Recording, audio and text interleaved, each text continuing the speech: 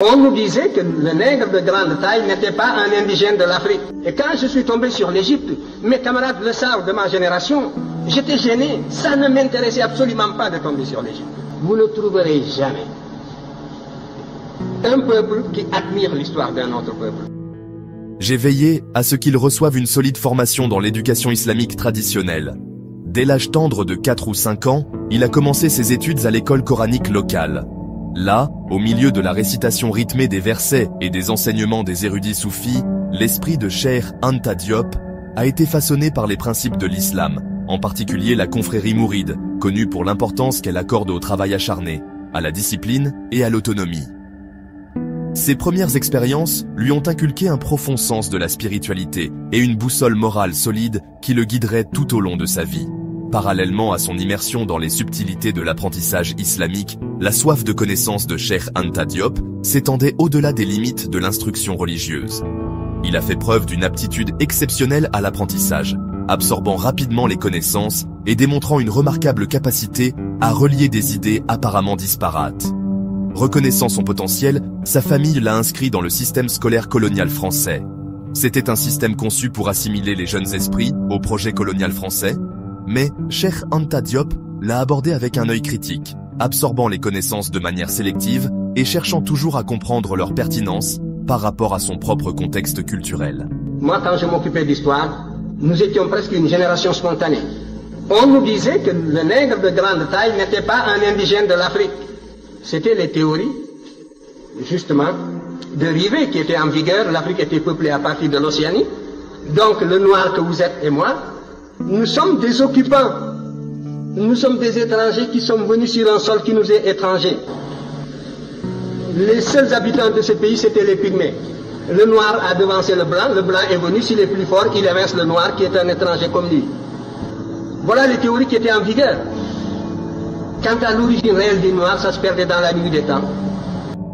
Il a excellé dans ses études, d'abord à l'école régionale de Diourbel, puis au prestigieux lycée Faidherbe de Saint-Louis, réputé pour la rigueur de son enseignement. C'est au cours de ces années formatrices que la conscience des injustices du colonialisme a commencé à prendre forme chez Cheikh Anta Diop.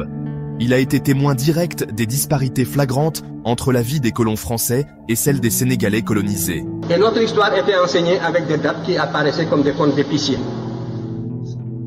Alors, devant une telle situation, la seule chose qui m'intéressait, j'étais habité par la certitude, a priori, que nous sommes là, sur ce continent, en même temps que les autres, que nous avons toujours vécu ici, que nous sommes des Noirs capables, des hommes capables, aussi capables que les autres. C'était la seule chose que l'on pouvait supposer a priori. Et ce qui m'intéressait, c'était donc de retrouver ce chemin humble qui me conduirait à nos ancêtres les plus lointains. Il a constaté comment le système éducatif colonial, tout en donnant accès au savoir, servait également à saper et à dévaloriser l'histoire et la culture africaine. Cette prise de conscience a alimenté en lui un sentiment d'indignation croissant, une détermination à remettre en question les discours dominants qui reléguaient l'Afrique aux marges de l'histoire. Cette exposition précoce au système de savoir traditionnel africain et à l'éducation occidentale s'est avérée une influence déterminante sur le développement intellectuel de Cheikh Anta Diop. Et quand je suis tombé sur l'Égypte, mes camarades le savent de ma génération, j'étais gêné. Ça ne m'intéressait absolument pas de tomber sur l'Égypte pour ce que je cherchais. C'est le fil conducteur, c'est la continuité, c'est la restauration de la conscience historique qui m'intéressait. C'est cette conscience historique qui est le ciment, qui réunit les individus d'un peuple, qui fait qu'un peuple n'est pas une population, un agrégat d'individus sans lien. C'est ce sentiment historique seulement que je voulais restituer, restaurer. Et je ne pouvais pas non plus, en aboutissant à l'Égypte, falsifier l'histoire par complaisance pour être dans le vraisemblable du moment. Cependant, la relation de Cheikh Anta Diop avec le système éducatif colonial était loin d'être harmonieuse. Il s'est irrité contre ses préjugés inhérents et ses tentatives d'imposer une vision du monde eurocentrique. Un incident particulier au lycée Van Vollenhoven à Dakar illustre la nature indépendante de Cheikh Anta Diop et son engagement indéfectible envers ses convictions. Un désaccord avec un professeur de français, M. Boyot, sur interprétation d'un événement historique, a conduit à un affrontement. Diop refusa de se conformer à une interprétation qu'il jugeait biaisée et inexacte, a refusé de céder cet acte de défi. Bien qu'il ait entraîné son transfert à Saint-Louis, a consolidé sa réputation de chercheur de vérité intrépide, n'ayant pas peur de défier l'autorité dans sa quête de savoir. La première fois, je me suis intéressé à l'histoire de l'Afrique. Je ne cherchais nullement à aboutir à une civilisation grandiose. Il y a souvent un procès d'intention qui passe à côté des sentiments réels. Vous ne trouverez jamais, on fausse même la psychologie humaine, vous ne trouverez jamais un peuple qui admire l'histoire d'un autre peuple. Prenez la Serbie, prenez n'importe quel peuple de l'Europe centrale. Ce que le peuple de l'Europe centrale voudrait, c'est de refaire le chemin humble que ses ancêtres ont suivi, de retrouver le lien conducteur, le fil ténu, qui le lie à ses ancêtres les plus lointains, quel que soit le caractère humble de l'expérience que ces peuples ont vécu, que ces ancêtres ont vécu. De pouvoir retrouver la somme de ses réussites, de ses succès et de ses échecs, parce que nous, il est fait de tout cela. De la même façon, ce qui m'intéressait, c'était de remonter l'Afrique. Le déménagement à Saint-Louis s'est avéré être un tournant dans la vie de Cheikh Anta Diop. La ville et sa riche histoire en tant centre d'apprentissage et de commerce l'a exposé à un plus large éventail d'idées et de perspectives. C'est là qu'il a commencé à approfondir l'histoire, la philosophie et les sciences, se plongeant dans les livres et s'engageant dans des débats passionnés avec ses camarades. Motif des déplacements. Oui, le motif des déplacements, les migrations, vous savez, les migrations, il y a toujours une pression matérielle, soit des intempéries, phénomènes climatiques, sécheresse comme au Sahara, voilà, nous le savons. J'ai identifié plusieurs voies de migration. Le Sahara, à partir de moins 7000, j'ai établi des datations au C14 qui nous donnent un Sahara qui commence à se désertifier vers moins 7000, même, j'ai trouvé même des dates de moins 8000. Donc à partir de là, le Sahara se désertifie. Les populations qui étaient plus au nord sont montées vers l'Afrique du Nord. Et les Noirs qui sont en Afrique du Nord, ce ne sont pas seulement des Noirs qui sont allés là-bas du fait de l'esclavage du Moyen-Âge. Ils font partie aussi d'une source très ancienne. Et les populations qui étaient plus au sud sont descendues. C'est les Proto-Wangara qui sont descendus vers le sud, d'autres sont allés vers l'est. Donc, il y a là une cause climatique de déplacement des peuples. Je vous ai dit que les déplacements se font à la petite semaine.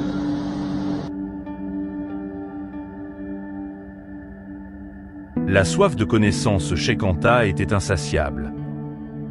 Et il abordait chaque sujet avec un esprit critique et curieux. C'est durant cette période que l'intérêt de Cheikh Anta Diop pour la linguistique s'est épanoui. Il était fasciné par la diversité des langues africaines et leur potentiel à révéler les secrets du passé du continent. Il a même envisagé de développer un alphabet commun pour les langues africaines. Un projet qui, bien qu'abandonné, a souligné sa conscience précoce de l'importance du langage dans la formation de l'identité culturelle et la promotion de l'unité. Ces études linguistiques constitueront plus tard un pilier crucial de ses recherches sur l'Égypte ancienne, fournissant des preuves convaincantes pour ses théories sur les origines africaines de la civilisation. Au fur et à mesure qu'il progressait dans ses études, sa conviction que l'Afrique avait été injustement reléguée à la périphérie de l'histoire s'est renforcée. Il dévorait des livres d'histoire et de philosophie, souvent frustré par les billets eurocentriques qu'il rencontrait. Il a commencé à remettre en question les récits acceptés sur le passé de l'Afrique, sentant qu'il y avait beaucoup plus à l'histoire que ce qui était enseigné dans les salles de classe coloniales. Cette prise de conscience a enflammé en lui une passion, un désir de découvrir la vérité sur l'histoire de l'Afrique et de lui redonner la place qui lui revient sur la scène mondiale. Il y a 2400 ans, ce qu'on appelle la dernière période humide, où toute l'Afrique était couverte de prairies herbeuses. Donc, on pouvait se déplacer depuis la vallée du Nil jusqu'à l'océan Atlantique en marchant derrière des troupeaux. Par conséquent, là aussi, il y a une voie de migration.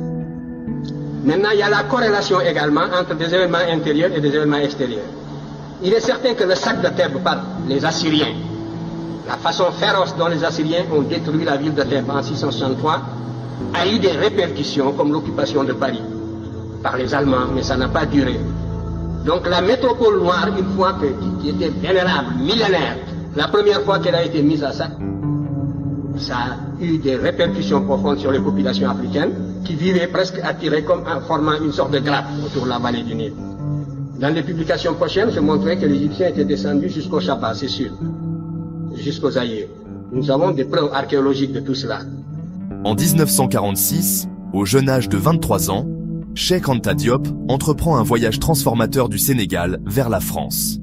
Muni de son baccalauréat scientifique, obtenu avec mention au lycée Faidherbe, il pose le pied à Paris, alors carrefour intellectuel du monde. Mon aspiration initiale était de poursuivre des études en génie aéronautique, un domaine qui captivait ma curiosité scientifique. Il s'inscrit au prestigieux lycée Henri IV, un tremplin vers les grandes écoles d'ingénieurs françaises. Cependant, la curiosité intellectuelle de Diop ne pouvait être contenue dans les limites d'une seule discipline. Alors même qu'il explorait les complexités de la physique et des mathématiques, il ressentait une attirance tout aussi forte pour les sciences humaines. J'aspirais à explorer les grandes questions de l'histoire, de la culture et de la condition humaine. Poussé par cette soif de savoir, il prend l'audacieuse décision de s'inscrire simultanément en philosophie à la Sorbonne, l'une des universités les plus anciennes et les plus réputées au monde. Le Paris de l'après-guerre était un creuset d'idées et de culture. La ville vibrait d'un bouillonnement intellectuel, alors que des penseurs du monde entier convergeaient pour débattre des enjeux pressants de l'époque. Pour moi, Paris offrait un terrain fertile pour l'exploration et l'épanouissement intellectuel. Je me suis immergé dans la scène intellectuelle vibrante de la ville, assistant à des conférences, participant à des débats et côtoyant certains des plus grands penseurs de l'époque, dont le célèbre anthropologue Marcel Griaule et le physicien Frédéric Joliot-Curie. C'est à cette période que sa rencontre avec des figures importantes du mouvement de la négritude, telles qu'Aimé Césaire et Léopold Sédar Senghor, s'avère particulièrement influente. Le mouvement de la négritude, qui mettait l'accent sur la réappropriation et la célébration de l'identité et de la culture noire, a profondément résonné avec les idéaux panafricains naissants de Diop. Cependant, ma vision allait au-delà du domaine culturel. Je croyais que la véritable libération exigeait non seulement une réappropriation de l'identité africaine, mais aussi un démantèlement des structures coloniales de pouvoir qui continuaient d'assujettir l'Afrique. Nous avons des preuves archéologiques qui sont venues ici, des preuves relevant de la linguistique, d'autres faits qui sont venus justement jusqu'à la boucle du Niger. Ça concerne la première question sur laquelle je dirai un mot. Tout cela, donc des motifs climatiques, une pression extérieure, la victoire, la perte de la souveraineté nationale de l'Égypte a fait que les populations africaines se sont relâchées et se sont repliées sur elles-mêmes à l'intérieur pour former des royaumes à l'intérieur. Alors que jusque-là, l'Égypte était la grande métropole, un peu comme les Germains qui étaient de l'autre côté de la rive du Danube par rapport à la civilisation, au foyer romain. L'Égypte était le véritable foyer auquel le reste de l'Afrique noire était lié par 1000 liens d'esclaves.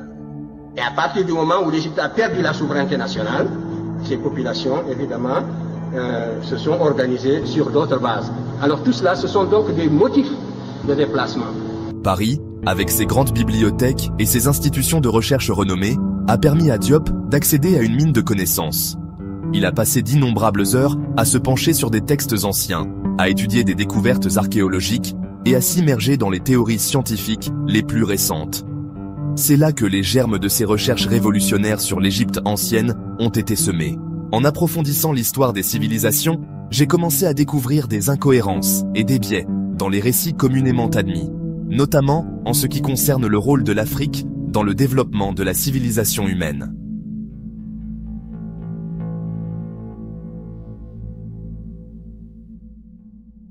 L'eurocentrisme, avec sa tendance insidieuse à placer l'Europe au centre de l'histoire et à minimiser ou à déformer les contributions des autres cultures, façonnait la manière dont l'histoire était écrite, enseignée et comprise.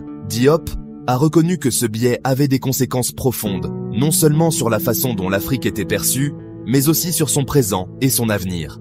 C'était un biais qu'il était déterminé à combattre. L'un des exemples les plus flagrants d'eurocentrisme que j'ai rencontré était la vision dominante de l'Égypte ancienne. Malgré de nombreuses preuves du contraire, beaucoup d'érudits occidentaux refusaient de reconnaître les origines africaines de la civilisation égyptienne antique. Ils s'accrochaient à la croyance que l'Égypte ancienne était en quelque sorte séparée du reste de l'Afrique, un produit d'influences externes plutôt qu'un développement africain indigène. En tout cas, vous pouvez remonter, vous, en ce qui vous concerne, jusqu'aux racines de la philosophie africaine. Je vous invite à étudier la cosmogonie héliopolitaine. Je l'ai décrit d'ailleurs brièvement dans Civilisation ou Barbarie. Vous y trouverez les prémices. Vous commencerez à vous faire une idée de la consistance de la pensée de vos ancêtres de la vallée du Nil qui étaient noirs comme vous, ici. Si c'était cela, si ce n'était pas cela des arguments, c'est la preuve que, vous voyez, on a presque le cerveau vidé et les arguments d'une certaine source ne se fixent plus. C'est ça l'aliénation. Parce que vous demandez, que valent donc ces arguments-là? Est-ce que j'ai inventé les projections que je vous ai faites, que vous pouvez retrouver dans la vallée du Nil, où vous trouverez justement cette civilisation qui est discutée, ces agents qui se sont représentés plus noirs que vous-même. Mais déjà, vous avez les œillères de l'éducation colonialiste et vous ne pouvez plus voir cette réalité palpable. C'est ça la cécité intellectuelle.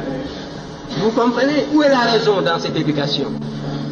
Où est la raison? Où est le développement du sens critique dans cette éducation? Voilà le danger contre lequel nous devons vous prémunir. Il faut que votre cerveau fonctionne. Je disais encore hier et je le répéterai demain, que ce que nous voulons, ce que nous visons dans votre éducation, c'est de réveiller justement le bâtisseur de nations qui dort en chacun de vous. C'est de réveiller le créateur qui dort en chacun de vous. Et cela suppose donc une réforme qui mette l'accent sur la rationalité, sur les facultés créatrices de l'individu et sur l'indépendance intellectuelle de l'individu. Voilà le but que vise mon enseignement en tout cas. Et si je ne l'atteins pas... Ce déni du rôle de l'Afrique dans la formation de l'une des civilisations les plus influentes du monde a semblé à la fois absurde et injuste à Diop. Il a compris que ce biais eurocentrique n'était pas simplement un débat académique. Il avait des conséquences dans le monde réel. En niant les contributions de l'Afrique à la civilisation humaine, l'eurocentrisme servait à justifier le colonialisme et à perpétuer la croyance en l'infériorité africaine. Il créait un récit dans lequel l'Afrique était perçue comme une bénéficiaire passive du savoir et de la civilisation, plutôt que comme une contributrice active au progrès humain. Cette prise de conscience a alimenté la détermination de Diop à remettre en question le statu quo. Il a compris que pour démanteler les structures du colonialisme, il était essentiel de déconstruire les cadres intellectuels qui les soutenaient.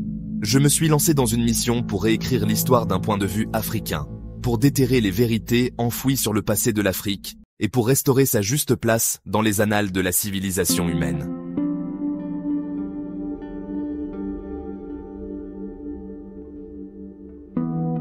Cheikh Anta Diop, à peine âgé d'une vingtaine d'années, s'est lancé dans une thèse de doctorat qui allait provoquer une onde de choc dans le monde universitaire et déclencher une tempête de controverses. Mon affirmation audacieuse, l'Égypte ancienne, longtemps considérée comme le berceau de la civilisation occidentale, était en réalité une civilisation noire africaine, son héritage profondément lié au reste du continent africain. Pour Diop, il ne s'agissait pas d'un simple exercice académique, c'était une mission animée par un profond sentiment d'injustice, un désir de récupérer l'héritage volé d'un continent systématiquement privé de sa juste place dans l'histoire. Pendant des siècles, les récits eurocentriques avaient relégué l'Afrique à la marge, la dépeignant comme une bénéficiaire passive de la civilisation, plutôt que comme une contributrice active. Mes recherches, cependant, menacèrent de renverser ce préjugé profondément enraciné, d'exposer l'erreur au cœur de l'idéologie coloniale. L'audace de l'affirmation de Diop ne provenait pas de l'arrogance ou d'un désir de réécrire l'histoire pour servir un agenda particulier. Elle était enracinée dans une compréhension profonde des travaux existants, un sens aigu du détail et un engagement indéfectible à suivre les preuves, où qu'elles puissent mener. Je m'étais immergé dans les travaux des historiens classiques, analysé les découvertes archéologiques et examiné les liens linguistiques qui tous pointaient vers une conclusion indéniable. L'Égypte ancienne, loin d'être une anomalie isolée, était intimement liée à d'autres civilisations noires africaines. Pourtant, la remise en question de l'ordre établi par Diop n'a pas été accueillie à bras ouverts. L'idée même d'une civilisation noire africaine, à l'origine du progrès humain, était un anathème pour la vision du monde eurocentrique qui imprégnait le milieu universitaire à l'époque. Accepter la thèse de Diop nécessiterait une réévaluation complète de l'histoire, un démantèlement des hypothèses de longue date sur la race et la civilisation. C'était un défi que beaucoup dans l'establishment universitaire n'étaient tout simplement pas prêts à affronter.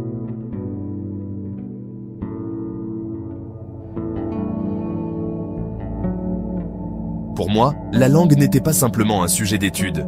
C'était une arme de résistance, un moyen de redonner la parole aux voix réduites, au silence du passé, et de remettre en question les récits historiques dominants. Les recherches linguistiques de Diop allaient bien au-delà des comparaisons superficielles qui avaient caractérisé les précédentes tentatives de compréhension des relations entre les langues. Il s'est plongé dans les subtilités de la grammaire, a minutieusement analysé les schémas phonétiques et comparé méticuleusement les vocabulaires, cherchant à découvrir les structures profondes qui reliaient des langues apparemment disparates.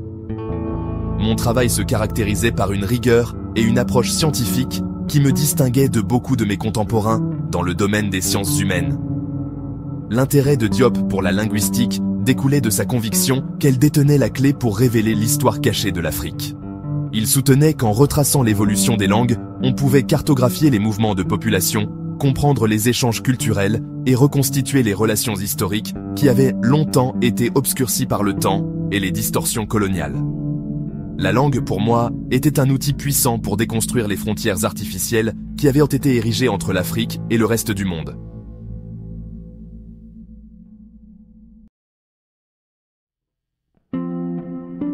Bien que ce lien puisse paraître tiré par les cheveux à première vue, j'ai présenté des arguments convaincants, décrivant méticuleusement les preuves linguistiques qui étayaient ma théorie. J'ai soutenu que les similitudes entre les deux langues étaient trop nombreuses et trop spécifiques pour être de simples coïncidences, pointant vers un lien historique profond qui avait longtemps été négligé. L'analyse de Diop est allée au-delà de la simple identification de mots à la sonorité similaire. Il s'est plongé dans les subtilités de la grammaire, comparant les conjugaisons de verbes, les classes de noms et les structures de phrases, trouvant des parallèles remarquables entre le wolof et l'égyptien ancien. J'ai même soutenu que certains changements phonétiques survenus dans l'évolution des deux langues pouvaient être attribués à un ancêtre commun, renforçant ainsi mon argumentation. L'une des preuves clés citées par Diop était la présence de ce qu'il appelait des racines verbales communes au wolof et à l'égyptien ancien. Il ne s'agissait pas simplement de mots ayant des significations similaires, mais plutôt de composantes fondamentales du langage, des verbes qui exprimaient des actions ou des états d'être de base. Le fait que ces racines verbales existent dans les deux langues, souvent avec des structures phonétiques remarquablement similaires, suggérait un lien linguistique profond qui ne pouvait pas être facilement écarté. Diop a soutenu que le lien wolof-égyptien ne se limitait pas à la langue. Il y voyait la preuve d'une relation culturelle et historique beaucoup plus large entre l'Égypte ancienne et l'Afrique subsaharienne. Il a souligné les similitudes dans les pratiques religieuses, la cosmologie et l'organisation sociale comme preuve supplémentaire de sa théorie. Pour moi, les preuves linguistiques n'étaient que la partie émergée de l'iceberg, une porte d'entrée pour comprendre un lien beaucoup plus profond et plus complexe qui avait longtemps été obscurci par les préjugés eurocentriques.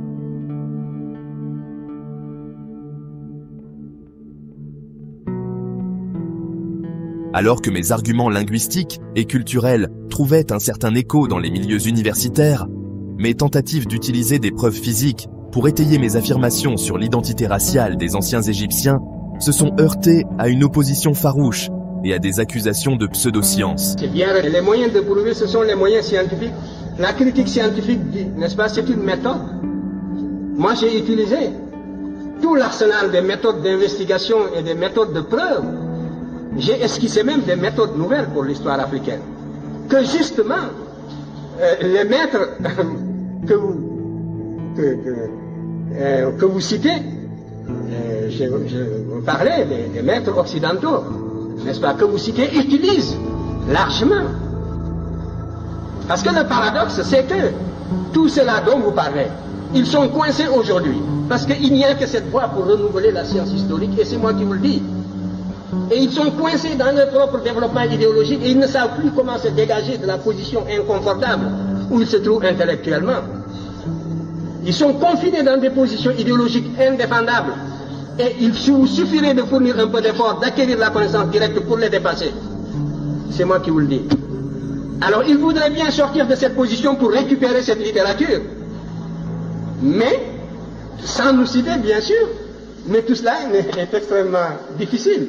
La cause est entendue depuis longtemps. C'est de cela que je voulais vous parler. Vous dites que aussi longtemps qu'on ne reconnaîtra pas, mais on reconnaît déjà. Et maintenant c'est la conspiration du silence. On n'attaque plus parce qu'on n'a plus d'arguments pour attaquer. Et ce n'est pas le désir qui leur manque, vous le savez bien. Ils nous auraient sciés, ils nous auraient foudroyés s'ils pouvaient déceler la moindre incohérence depuis le temps. Mais maintenant, c'est le silence, c'est la conspiration du silence, c'est la médisance dans les salons, c'est les apartés avec les étudiants. L'intérêt de Diop pour la mélanine provenait de sa conviction qu'elle détenait une clé pour comprendre les liens biologiques entre les anciens Égyptiens et d'autres populations africaines.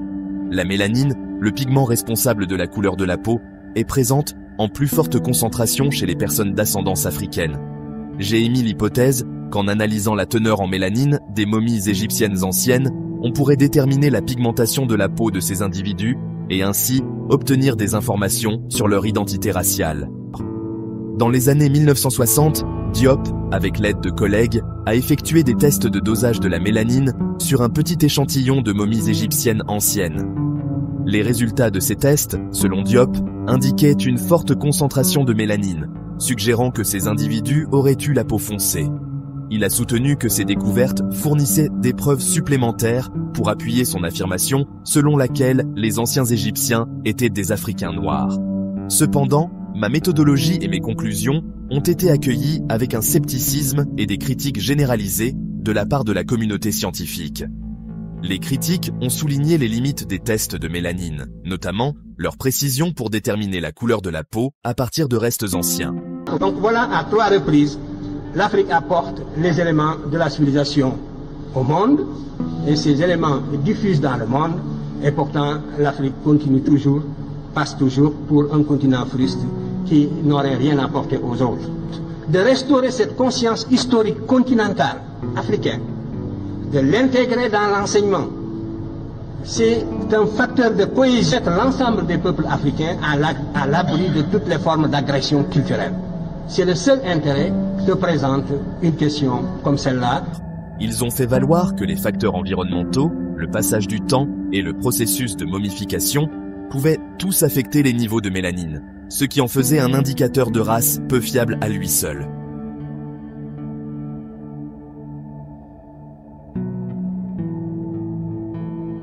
Je me suis retrouvé au centre d'une tempête de controverses, confronté à une résistance acharnée, au scepticisme et même à l'hostilité pure et simple de certains milieux universitaires.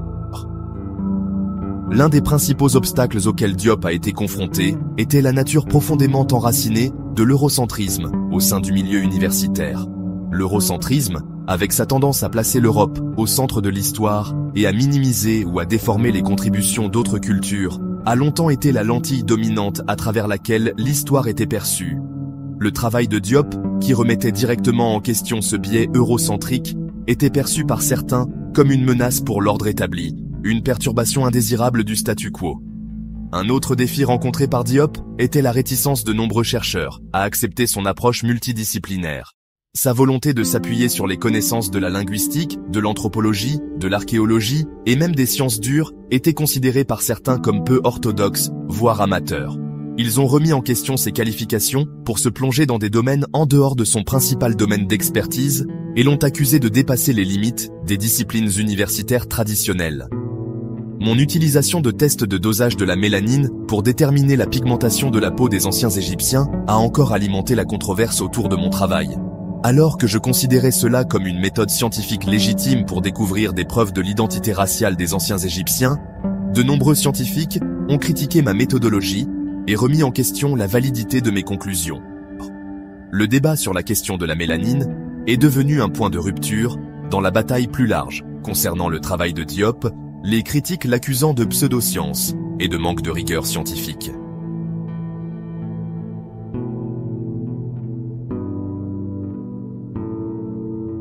Mes recherches sur l'Égypte ancienne et les origines africaines de la civilisation ne sont pas de simples débats académiques, ce sont des appels à l'action, des invitations à repenser l'histoire, à remettre en question le statu quo et à forger une nouvelle voie pour l'avenir de l'Afrique.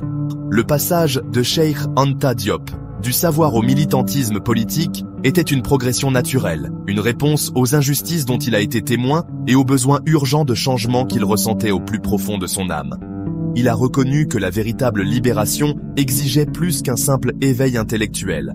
Elle exigeait une action concrète, une volonté d'affronter les structures du pouvoir qui perpétuaient l'inégalité et l'oppression. Le militantisme politique de Diop était ancré dans sa conviction inébranlable du pouvoir des idées à façonner la réalité. Il a compris que pour démanteler les structures du colonialisme, il était essentiel de déconstruire les cadres intellectuels qui les soutenaient. Son travail ne consistait pas simplement à réécrire l'histoire. Il s'agissait de donner aux Africains les moyens de se considérer comme des acteurs du changement, capables de façonner leur propre destin. Ses premières expériences au Sénégal colonial, où il a été témoin des disparités flagrantes entre la vie des colonisateurs français et celle des Sénégalais colonisés, ont eu un impact profond sur sa conscience politique. Il a vu comment le système éducatif colonial, tout en donnant accès au savoir, servait également à saper et à dévaloriser l'histoire et la culture africaine. Cette prise de conscience a alimenté en lui un sentiment d'indignation croissant, une détermination à remettre en question les discours dominants qui reléguaient l'Afrique aux marges de l'histoire.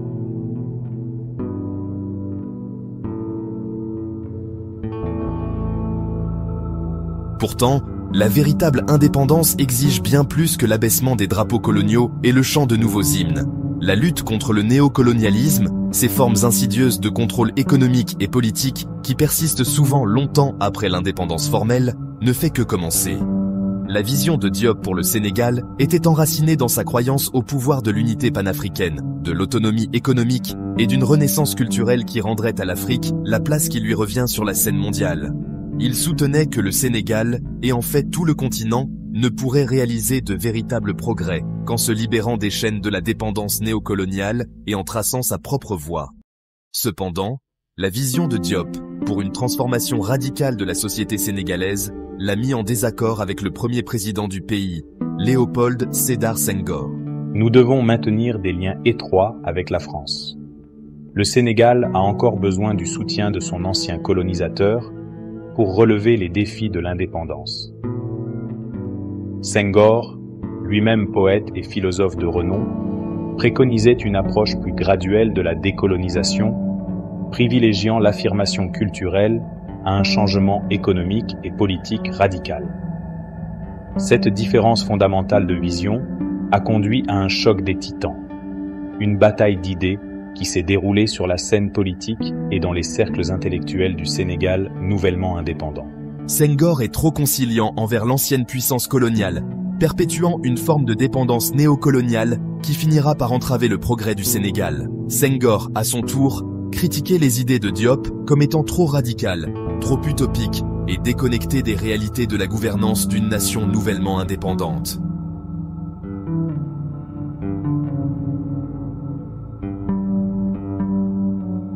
J'étais un panafricaniste convaincu, croyant que le destin de tous les peuples africains était inextricablement lié. Ce n'est que par l'unité que le continent pourrait atteindre une véritable libération et un véritable progrès. Il envisageait un avenir où les frontières artificielles imposées par le colonialisme seraient démantelées et où des États-Unis d'Afrique émergeraient comme une force majeure sur la scène mondiale. Mon panafricanisme n'était pas simplement un idéal romantique. Il était enraciné dans une compréhension pragmatique des défis auxquels le continent était confronté. Il reconnaissait que les nations africaines nouvellement indépendantes, souvent petites et fragmentées, n'avaient pas le poids économique et politique nécessaire pour rivaliser sur une scène mondiale dominée par les anciennes puissances coloniales et les superpuissances émergentes.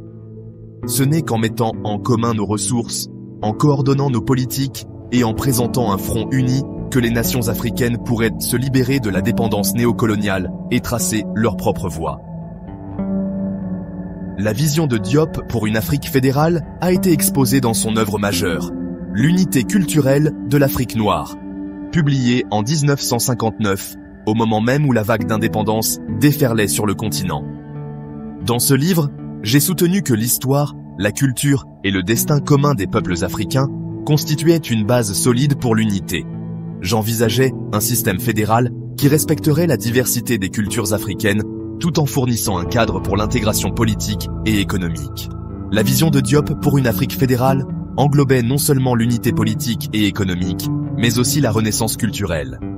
Je croyais qu'une redécouverte et une célébration du riche patrimoine culturel de l'Afrique étaient essentielles pour favoriser un sentiment d'unité et de fierté parmi les peuples africains. Les arts, la littérature, la musique et les systèmes de savoir traditionnels sont des outils puissants pour décoloniser les esprits et construire une nouvelle identité africaine.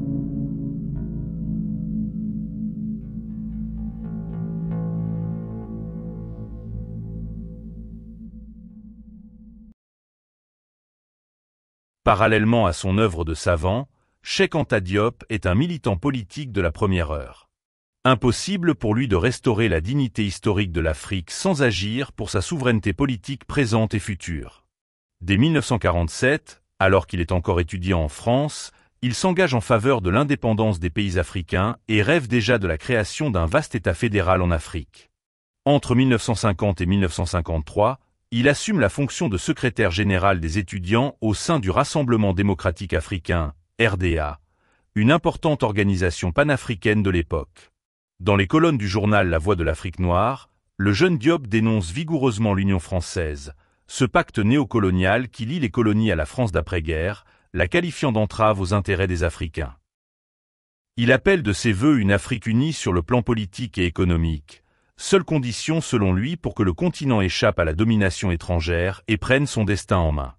En 1960, année emblématique des indépendances, il publie justement sa vision politique dans un livre manifeste, Les fondements économiques et culturels d'un futur État fédéral en Afrique noire, qui plaide pour la fédération des jeunes États africains en une entité politique puissante et autonome. De retour au Sénégal fraîchement indépendant, Cheikh Anta Diop est décidé à changer les choses de l'intérieur. Cependant, le président Léopold Sédar Senghor, chantre de la négritude, dirige le pays d'une main ferme et n'accueille pas favorablement ce concurrent intellectuel charismatique. En 1961, Diop fonde son propre parti politique, le Bloc des masses sénégalaises, BMS. Son programme, socialisme africain, anti-impérialisme et unité africaine. Très vite, ce parti s'oppose frontalement au régime en place. En 1962, Cheikh Anta Diop est arrêté et emprisonné quelques mois suite à des troubles politiques, signe de la nervosité du pouvoir face à son influence grandissante. En 1963, le BMS est purement et simplement dissous par décret de Senghor.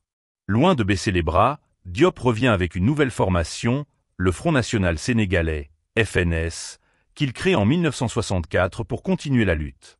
Mais là encore, le parti est interdit peu après sa naissance, le gouvernement veillant à museler cet intellectuel trop remuant. Cheikh Anta Diop entre alors dans une période de relative éclipse politique. Tout en continuant son combat sur le terrain des idées, il fonde aussi un journal d'opposition, Siggi, plus tard renommé Taxao, pour donner la parole aux sans-voix. Il faudra attendre le milieu des années 1970 pour qu'il refasse surface politiquement. En 1976, profitant d'une ouverture relative, il lance le Rassemblement national démocratique, RND, un nouveau parti prônant un panafricanisme assumé et une rupture avec les alignements pro-occidentaux. Sans surprise, le RND est déclaré illégal peu après sa création, et Diop reste persona non grata sur la scène politique officielle du Sénégal pendant la fin de l'ère Senghor. Ce n'est qu'en 1981, lorsque le président Senghor cède le pouvoir à Abdou Diouf, que le paysage politique s'ouvre enfin. Les interdictions de partis sont levées, le RND est légalisé et Cheikh Anta Diop peut se présenter aux élections. Lors des législatives de 1983, il remporte un siège à l'Assemblée nationale. Dans un geste fidèle à ses principes, il refuse d'occuper ce siège, dénonçant des fraudes électorales massives et refusant de cautionner un système politique qu'il juge toujours vicié. Ce sera son dernier acte politique majeur. Si Cheikh Anta Diop n'a jamais exercé le pouvoir, son influence politique et intellectuelle sur le Sénégal et l'Afrique a été profonde. Il a incarné une opposition résolue à tout compromis avec le néocolonialisme.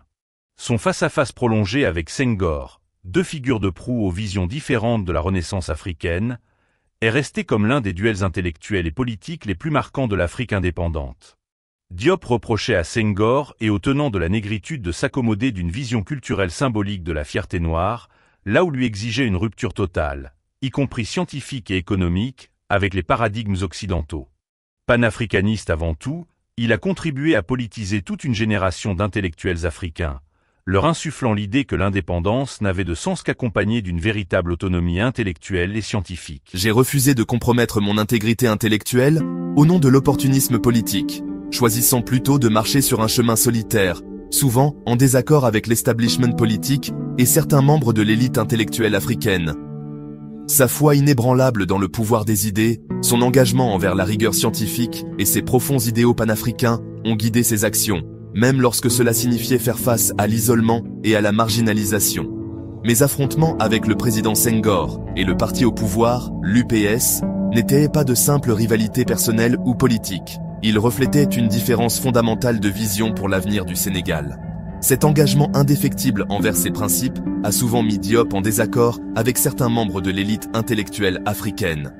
Alors que beaucoup admiraient mon travail d'érudit et respectaient mon engagement envers le panafricanisme, certains critiquaient mon approche conflictuelle et ma volonté de défier le pouvoir en place. Ils arguaient que ma position intransigeante aliénait des alliés potentiels et entravait la cause de la libération africaine. Cependant, Diop est resté inflexible, convaincu que le véritable progrès exigeait l'honnêteté, l'intégrité et la volonté de dire la vérité au pouvoir, même lorsque cela était inconfortable ou impopulaire. Je croyais que la lutte contre le néocolonialisme exigeait plus que de la rhétorique et des gestes symboliques. Elle nécessitait une action concrète, une volonté de remettre en question le statu quo et un engagement à construire une nouvelle Afrique en partant de la base.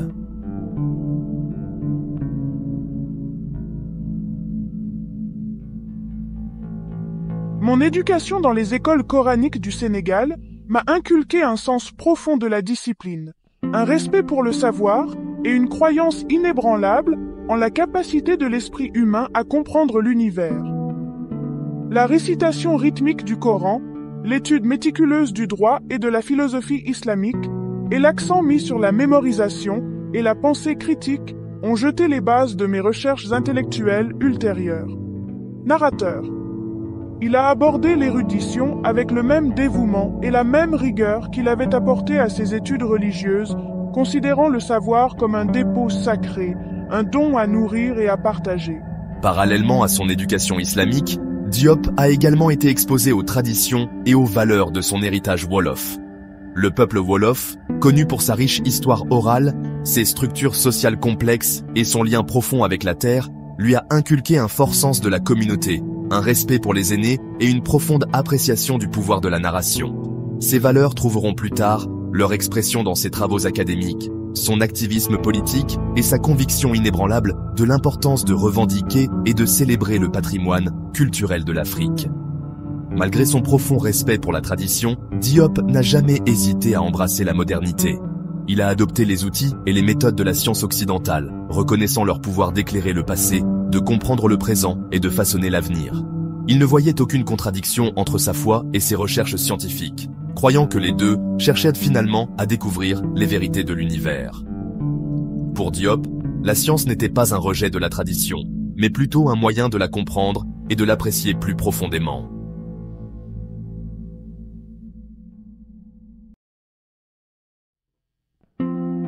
Mon engagement envers la rigueur était évident dans mes méthodes de recherche méticuleuses. J'ai passé d'innombrables heures à me plonger dans des textes anciens, à comparer des traductions et à examiner minutieusement des découvertes archéologiques.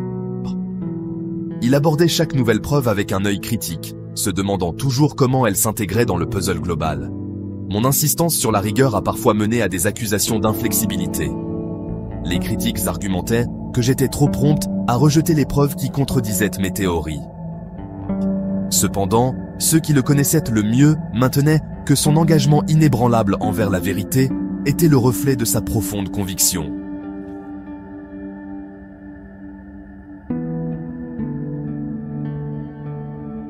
Les recherches révolutionnaires de Cheikh Anta Diop et ses affirmations audacieuses sur les origines africaines de la civilisation n'ont pas été sans prix. Ces remises en question de l'ordre établi l'ont souvent mis en désaccord avec le milieu universitaire. Il a parcouru un chemin souvent solitaire, confronté à l'isolement intellectuel et à la marginalisation professionnelle. Le parcours universitaire de Diop a été marqué par une lutte constante pour la reconnaissance. Sa thèse de doctorat sur les origines africaines de l'Égypte antique a d'abord été rejetée par la Sorbonne. Malgré les coups de personnel et professionnels, Diop n'a jamais failli à ses principes. Il a refusé d'être réduit au silence ou d'édulcorer son message pour être accepté.